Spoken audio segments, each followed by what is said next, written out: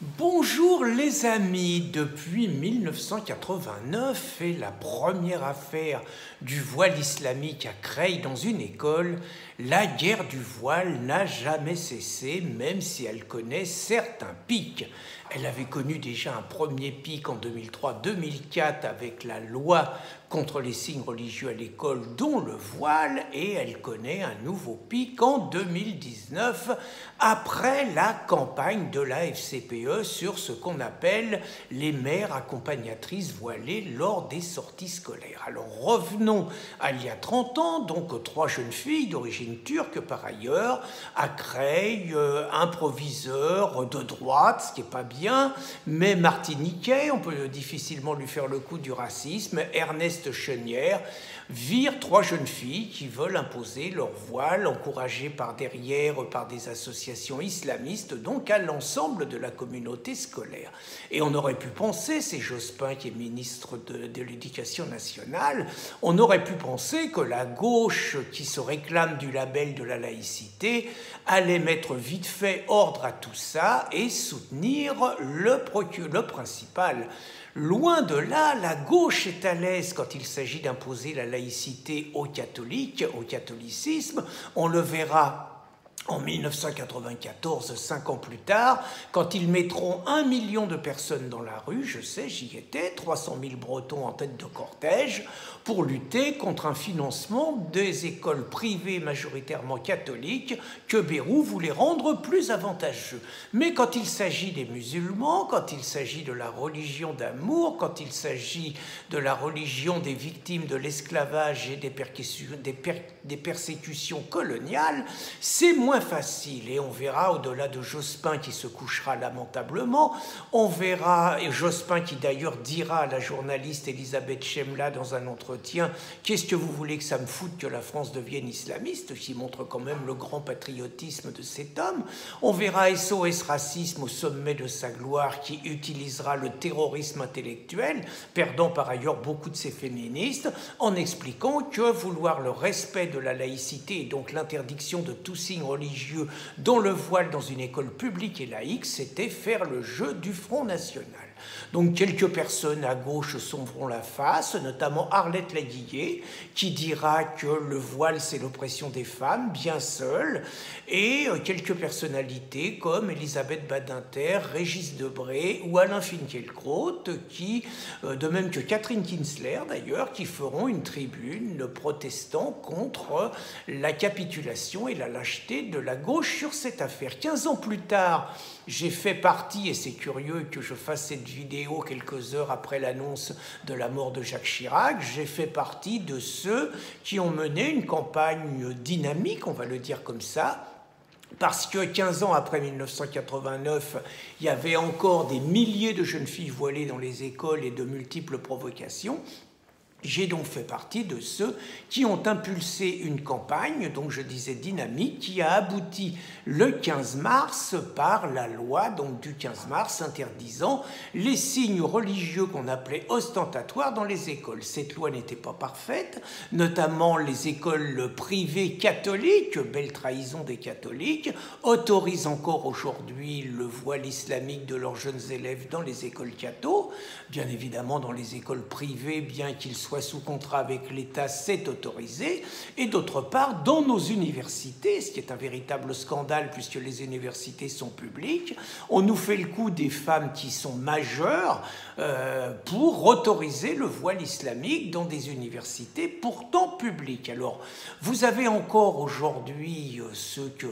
certains appellent les islamo-collabos, comme Olivier Besancenot ou comme Daniel Obono, qui réclament l'abrogation de cette loi de 2004 qu'ils jugent raciste, et naturellement c'est le fer de lance du combat des indigènes de la République. Alors donc c'est dans ce contexte qu'arrive la campagne pour les élections des délégués de parents d'élèves. Je fais une parenthèse, moi j'ai connu une école où il n'y avait pas de parents d'élèves, dans l'école il n'y avait pas de délégués de classe et entre nous on s'en portait pas plus mal. Je fais plutôt partie de ceux qui disent que les parents n'ont rien à foutre dans l'école et qui s'occupent plutôt de leurs gosses, c'est déjà assez de boulot, mais bon, c'est pas le sujet. Donc vous avez dans cette campagne la fédération, la FCPE, donc qui s'était déjà distinguée en 1989, de même que toutes les associations dites antiracistes, pour soutenir les jeunes filles voilées dans l'école, donc qui prenaient déjà des positions anti-laïques, avec des positions démagogiques dans le style « le jean se substituera au voile, non à l'exclusion », ben voyons, t'as raison Bouffi. Donc nous arrivons donc la FCPE, donc qui est depuis longtemps gangrénée par des islamo-gauchistes et par l'extrême gauche, fait une campagne, et sur sa campagne, c'est carrément une incitation pour les mères accompagnatrices voilées à être autorisées dans les sorties scolaires, ce qui est encore extrêmement ambigu et la plupart du temps qui se joue au rapport de force locale. Alors là-dessus, il y a ceux qui disent, et notamment Caroline Fourest,